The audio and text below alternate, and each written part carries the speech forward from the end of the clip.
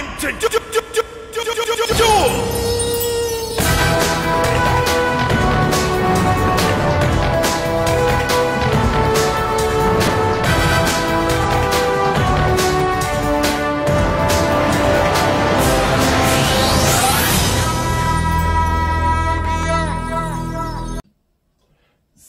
Salut les duellistes, c'est Mathéo, on se retrouve aujourd'hui dans un nouveau tutoriel du jeu de cartes à jouer Yu-Gi-Oh! Dans le tutoriel précédent, on va parler des invocations des monstres. Nous avons vu que on peut faire des invocations une fois par tour ou plusieurs fois par tour.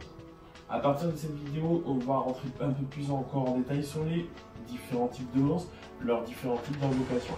On va commencer par les invocations des monstres rituels. On va un petit peu faire un petit rappel sur les monstres rituels.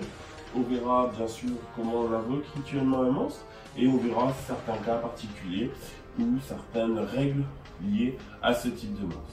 On y va, let's go! Pour commencer, on va déjà revoir ce que c'est une carte monstre rituelle. Donc si vous avez manqué les vidéos, bien sûr, sur où nous parler des différents types de cartes, n'hésitez pas à les voir pour les cartes monstres et celles pour les magiques.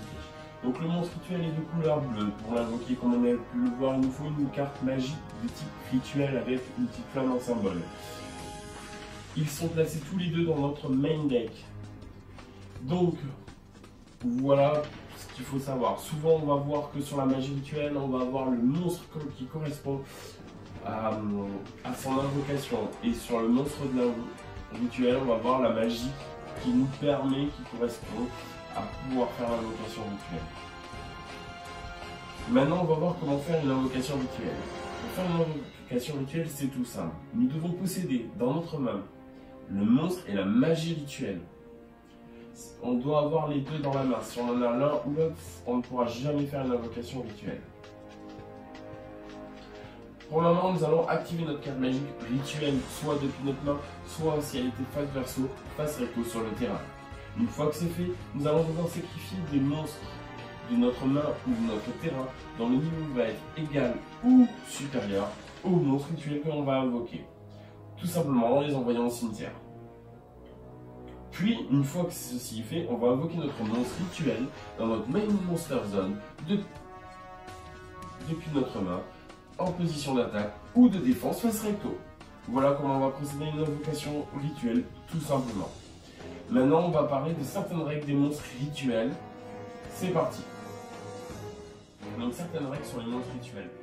Donc, pour le moment, un monstre rituel, s'il a envoyé du deck au cimetière, par effet d'une carte par exemple, on ne pourra pas, bien sûr, l'invoquer à l'aide d'une carte depuis le cimetière. Il faut qu'il soit d'abord invoqué correctement de façon rituelle. Pour pouvoir, par exemple, un monstre rituel qui a été détruit au combat, on pourra utiliser une carte qui nous permet de ramener des monstres du cimetière sur le terrain, ou banni. Voilà. Après, autre règle, si on nous renvoie le monstre rituel dans notre deck, bien évidemment, on va considérer que la vocation rituelle est reset. C'est-à-dire qu'en gros, genre, par exemple, on l'envoie dans notre deck, du deck, on le renvoie au cimetière par l'effet d'une carte, et là, on veut le ramener du cimetière. Et bien, on ne pourra pas, on devra le réinvoquer rituellement pour pouvoir bien sûr faire ses recours.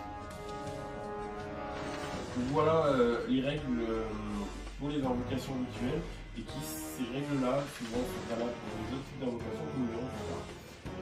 Ensuite, il existe des cas particuliers.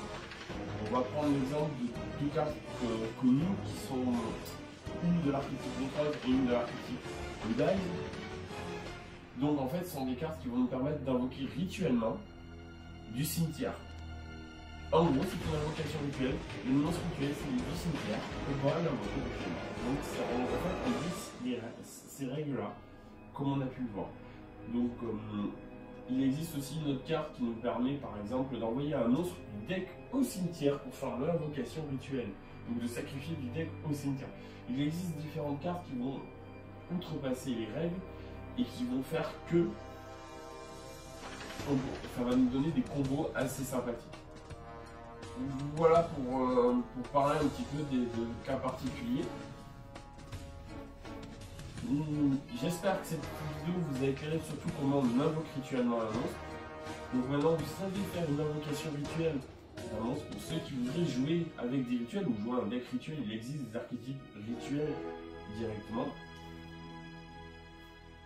Dueliste, n'hésitez pas bien évidemment à poser vos questions dans les commentaires, à commenter.